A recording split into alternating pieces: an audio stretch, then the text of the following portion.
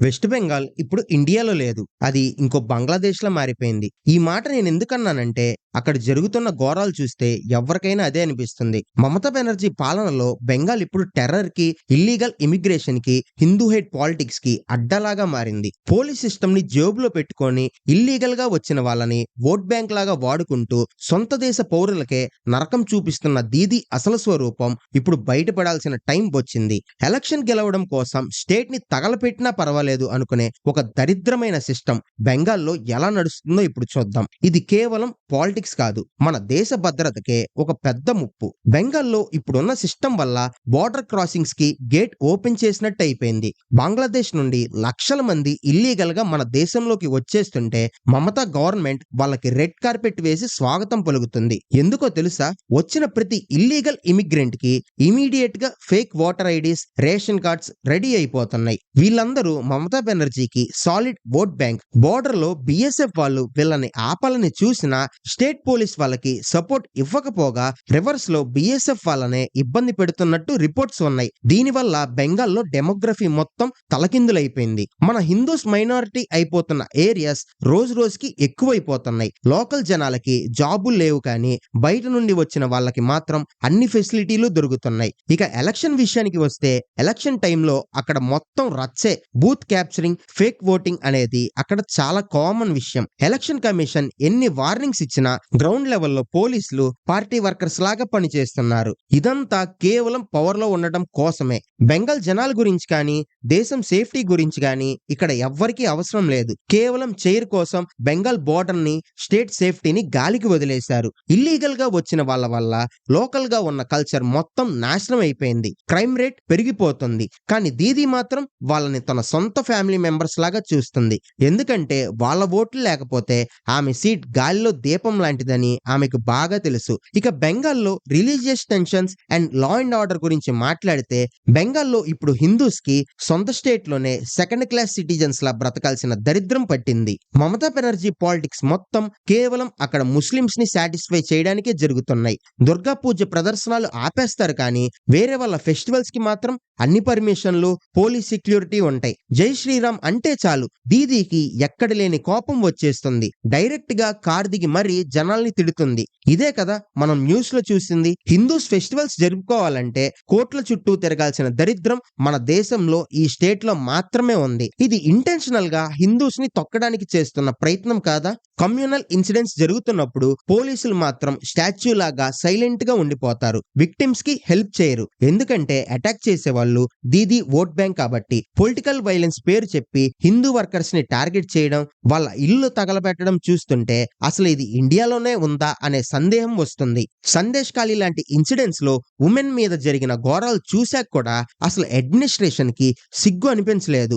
Opposition ని దెబ్బ కొట్టడానికి ఏ హద్దుకైనా దాటుతారు. ఎంత దౌర్జన్యమైనా చేస్తారు. బెంగాల్లో ఇప్పుడు డెమోక్రసీ లేదు, కేవలం డిక్టేటర్షిప్ నడుస్తుంది. పోలీస్ సిస్టమ్ మొత్తం పార్టీ కార్యకర్తల్లాగా మారిపోయింది. సిస్టమ్ మొత్తం కరప్షన్ లో మునిగిపోయింది. ఎవరైనా క్వశ్చన్ చేస్తే వాళ్ళని కేసులు పెట్టి ఇబ్బంది పెట్టడం లేదా ఫిజికల్ గా అటాక్ చేయడం అనేది బెంగాల్లో కామన్ అయిపోయింది. లా అండ్ ఆర్డర్ మొత్తం గాలికి వదిలేశారు. కేవలం పవర్ లో ఉండటం కోసం జనాల్ని బలి చేస్తున్నారు.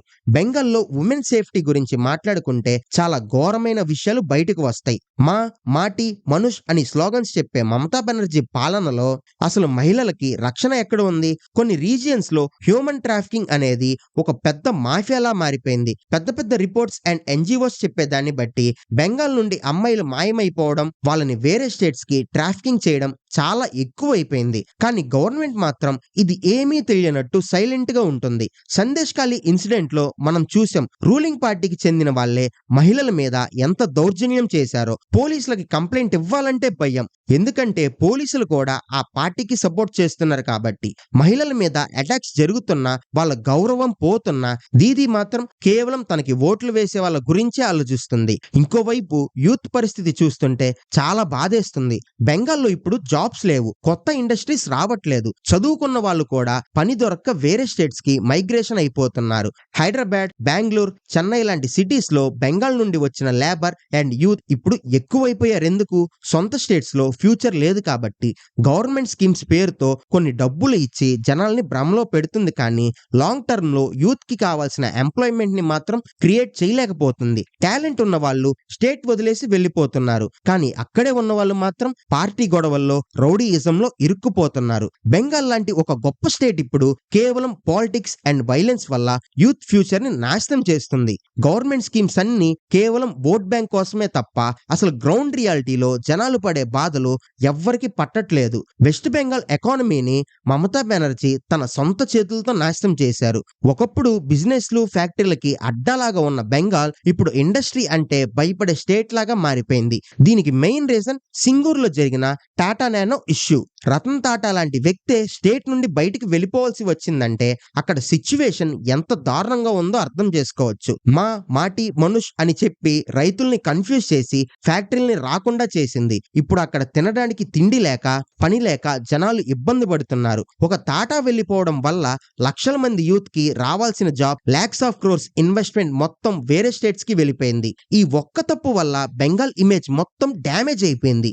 ఇప్పుడు ఏ పెద్ద కంపెనీ అయినా బెంగాల్లో ఫ్యాక్టరీ పెట్టాలంటే భయపడుతున్నారు. కోల్కతా సిటీని చూస్తుంటే ఒక పాత పాడైపోయిన ఇల్లు లాగా అనిపిస్తుంది. వేరే స్టేట్స్ లో హైదరాబాద్, బెంగళూరు లాంటి సిటీస్ స్కై హై బిల్డింగ్స్ తో, ఐటీ పార్క్స్ తో దూసుకుపోతుంటే కోల్కతా మాత్రం ఇంకో 20 to 30 ఇయర్స్ బ్యాక్ ఉన్న సిచ్యువేషన్ లోనే ఉంది. ఇన్ఫ్రాస్ట్రక్చర్ లేదు, కొత్త రోడ్స్ లేవు, ఉన్న సిస్టమ్స్ అన్ని కొలాప్స్ అయిపోతున్నాయి. గవర్నమెంట్ కేవలం వెల్ఫేర్ స్కీమ్స్ పేరుతో ఫ్రీబీస్ ఇచ్చి జనాల్ని ఓట్ బ్యాంక్ లాగా వాడుకుంటుంది తప్ప పర్మనెంట్ గా స్టేట్ డెవలప్ అయ్యే పని ఒక్కటి కూడా చేయటం లేదు. ఇండస్ట్రియలిస్ట్ ని బెదిరించడం, ఎక్స్ట్రాషన్ ఎక్కువ అయిపోయింది. దీనివల్ల బెంగాల్ ఇప్పుడు కేవలం ఒక కన్స్యూమర్ స్టేట్ లా మిగిలిపోయింది తప్ప మ్యానుఫ్యాక్చరింగ్ స్టేట్ లాగా లేదు. దీదీ పవర్ లో ఉన్నన్ని రోజులు బెంగాల్లో డెవలప్మెంట్ అనేది కేవలం ఒక కలగానే మిగిలిపోతుంది.